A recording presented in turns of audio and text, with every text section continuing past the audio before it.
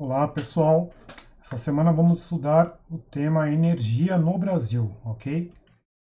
Bom, logo de cara nós temos um gráfico comparando o Brasil com a Argentina, Estados Unidos, Japão, México e Reino Unido, tá? Então, o que significam esses valores aqui? Bom, esses valores eles se referem ao consumo de energia per capita, tá? E ele é calculado da seguinte forma: é a energia total consumida no país em um ano, dividido pela população total do país. Tá? Bom, e está expresso em gigajoule, ok?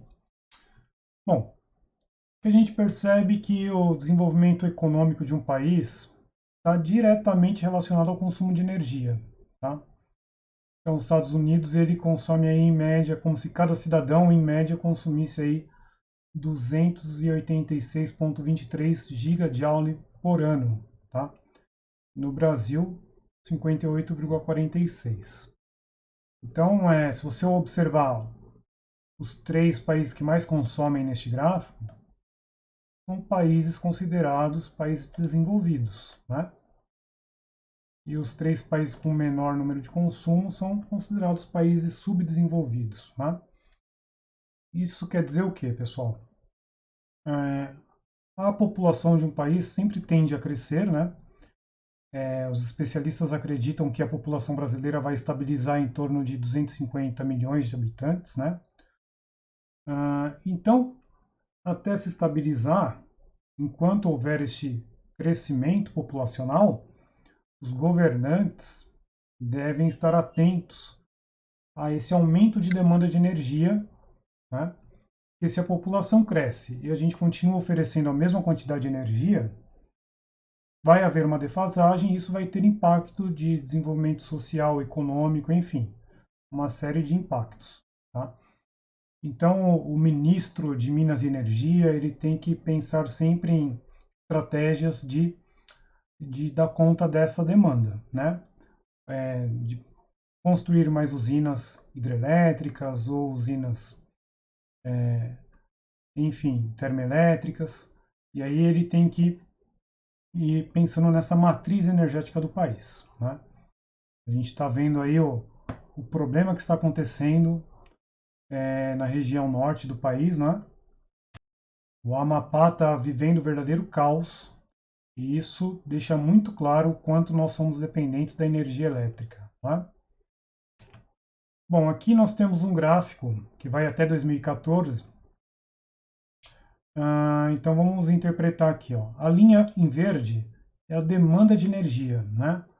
O quanto de energia um país precisa para dar conta das suas necessidades. E aqui vale lembrar, pessoal, que a gente não está pensando só em consumo residencial, tá?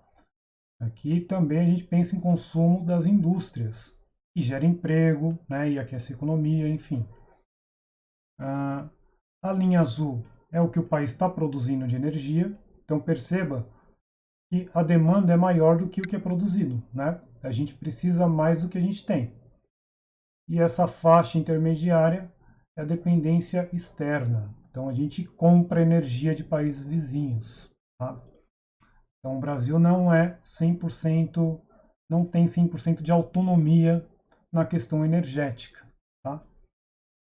É isso que mostra o gráfico para a gente aqui, um gráfico do Ministério de Minas e Energia 2015. Tá? Bom, aqui nós temos na parte de cima as fontes renováveis de energia, tá? E o percentual de utilização no Brasil. Então, biomassa, 18%, hidrelétrica e eletricidade, 11,8% e assim por diante. Tá? Então, pensando no impacto ambiental, pensando em questões como o aquecimento global, né? Infelizmente, os negacionistas estão aí dizendo que não existe, mas o aquecimento global é uma realidade. Tá? Se os países não se unirem para frear esse aquecimento global, as próximas gerações vão sofrer, sim, graves consequências. Bom, aqui embaixo nós temos as fontes não renováveis, que o ideal seria utilizar cada vez menos para diminuir o nível de poluição.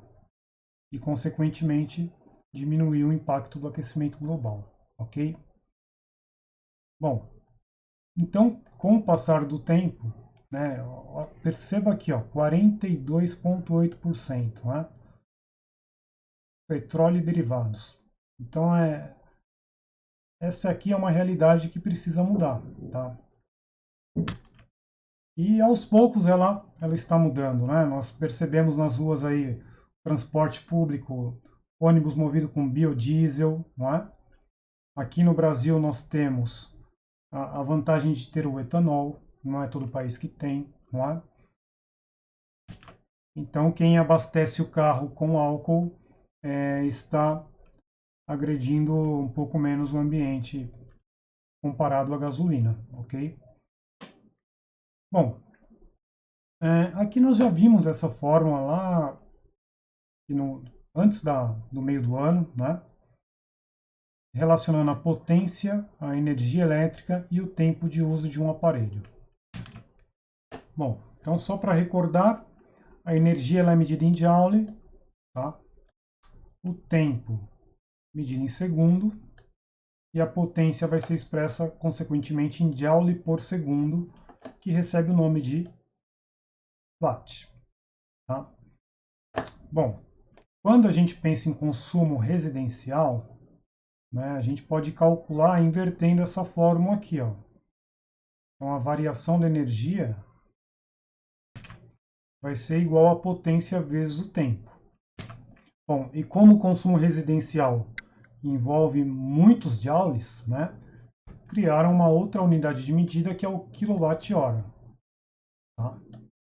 Então, para que a energia seja expressa em quilowatt-hora, a potência tem que ser colocada em quilowatt e o tempo em horas. Tá?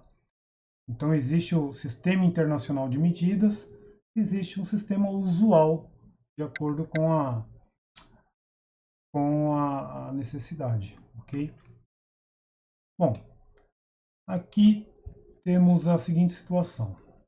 As figuras abaixo mostram as indicações de um medidor de energia elétrica de uma residência, respectivamente no início e no final do período de 30 dias.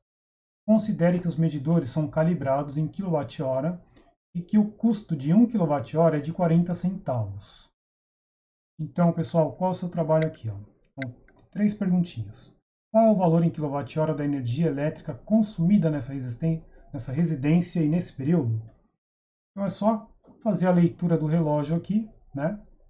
No início do mês, comparar com o final do mês, e você vai ter o valor do quilowatt-hora, ok?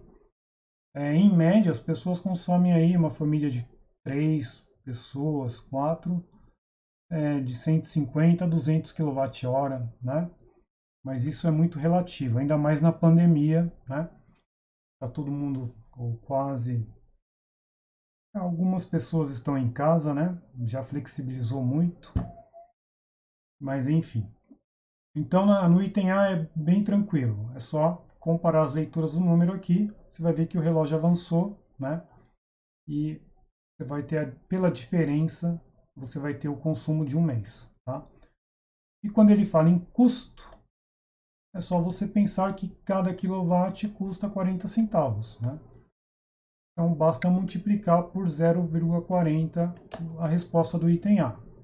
Então, se errar o item A, erra o item B também, tá? Então vai com calma. No item C, qual seria a economia anual em real? Ele quer saber em valores, não quer saber em quilowatt-hora. Se o consumo fosse reduzido em 10%. Pessoal, então, a gente tem que prestar atenção aqui que ele está falando em termos de um ano, tá? E o nosso enunciado fala de 30 dias. Então, você vai ter que pegar esse consumo de um mês, multiplicar por 12, né? E depois descontar os 10% para poder responder o item C. Tudo bem? Bom, questão do Enem. O gráfico a seguir ilustra a evolução do consumo de eletricidade no Brasil em gigawatt-hora, em 4 setores de consumo no período de 1975 a 2005. Então, quando ele fala 4 setores, ele está se referindo a quais setores, pessoal? Setor residencial, comercial, industrial e outros. Tá? Está indefinido aqui o que seria os outros. Tá? Então, esses são os 4 setores. Bom, então, os 4 setores têm um aumento de consumo com o passar dos anos, justamente porque a população aumenta. Continuando o enunciado. A racionalização do uso de energia faz parte dos programas oficiais do governo brasileiro desde 1980. No entanto, houve um período crítico, conhecido como apagão, que exigiu mudanças de hábitos da população brasileira e resultou na maior, mais rápida e significativa economia de energia. De acordo com o gráfico, conclui-se que o apagão ocorreu no biênio. Pessoal, eu cheguei a viver com esse apagão aí. Vocês nasceram depois, né? Mas teve um momento muito crítico aqui no Brasil, que as pessoas trocaram as lâmpadas de casa, tiraram lâmpada incandescente, colocaram fluorescente, né? Então, teve um apagão geral no Brasil. Vocês podem conversar com os pais de vocês, né? Os parentes aí, que eles vão comentar como foi isso. Bom, mas para responder você precisa analisar o gráfico. É uma questão de interpretação de gráfico, tá? Quando ele fala biênio, quer dizer um período de 2 anos, né? Então você vai observar aqui esse eixo do gráfico, tá? E perceber qual trecho desse eixo corresponde a uma queda significativa de energia, uma queda significativa de consumo de energia no país, tá? Depois que você analisar o gráfico, converse com alguém da sua casa aí sobre o famoso apagão que aconteceu no Brasil, ok? Aí você vai poder conferir sua resposta. Aqui nós temos outra questão com o mesmo gráfico, ó. Começa do mesmo jeito, tá? O aluno desatento vai dizer, professor, você colocou a mesma questão, mas não é isso, tá? O Enem usou o mesmo gráfico para 2 perguntas. Então aqui no final modifica. Observa-se que de 1975 a 2005, ou seja, de uma ponta a outra, né, houve aumento quase linear do consumo de energia elétrica. Né? Quase linear quer dizer que está quase seguindo um padrão aqui, uma linha, né? Diferente do crescimento exponencial. Né? Bom, se essa mesma tendência se mantiver até 2035, o setor energético brasileiro deverá se preparar para suprir uma demanda total aproximada de... Então você vai fazer aqui um exercício que a gente chama de extrapolação do gráfico, tá? Você vai imaginar esse eixo maior aqui, né? Tentar prever o que vai acontecer em 2035, pensando que esse crescimento é linear, tá?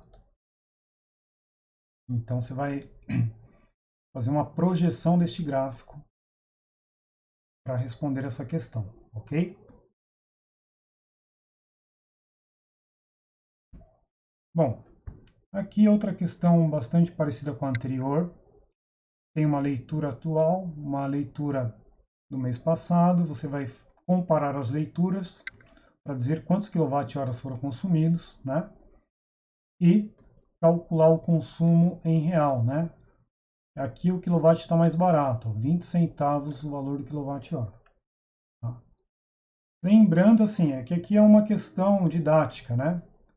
Mas a gente já comentou sobre a cartinha da Enel, né?